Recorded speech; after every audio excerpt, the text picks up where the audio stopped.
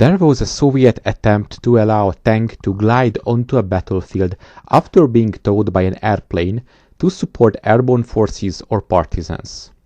Instead of loading light tanks onto gliders as other nations had done, Soviet airborne forces had strapped T-27 underneath heavy bombers and landed them onto airfields. In the 1930s, there were experimental efforts to parachute tanks or simply drop them into water. During the 1940 occupation of Bessarabia, light tanks may have been dropped from a few meters by TB-3 bombers. The biggest problem with airdropping vehicles is that their crew drop separately and may be delayed or prevented them bringing them into action. Gliders allow crews to arrive at the drop zone along with their vehicles.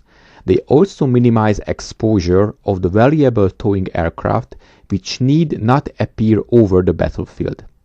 So the Soviet Air Force ordered Oleg Antonov to design a glider for landing tanks. Antonov was more ambitious. Instead of building a glider, he added a detachable cradle to a T-60 light tank, bearing large wood and fabric biplane wings and a twin tail. Such a tank could glide into the battlefield, drop its wings, and be ready to fight within minutes. One T-60 was converted into a glider in 1942, intended to be towed by a Petlakov PA-8 or a Tupolev TB-3. The tank was lightened for air use by removing its armament, ammunition and headlights, and leaving a very limited amount of fuel.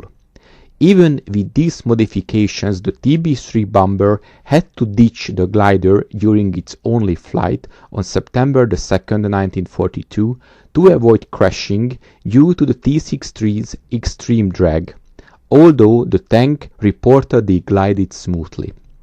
The flying tank was piloted by the famous Soviet experimental glider pilot Sergei Anokin. The T-60 landed in a field near the airport, and after dropping the glider wings and tail, the driver returned it to its base. Due to the lack of a sufficiently powerful aircraft to tow it at the required 160 km per hour, the project was finally abandoned. But the Soviet Union continued to develop methods to deploy airborne vehicles. By the mid-1970s, they were able to paradrop a BMD-1 fighting vehicle with their crew aboard.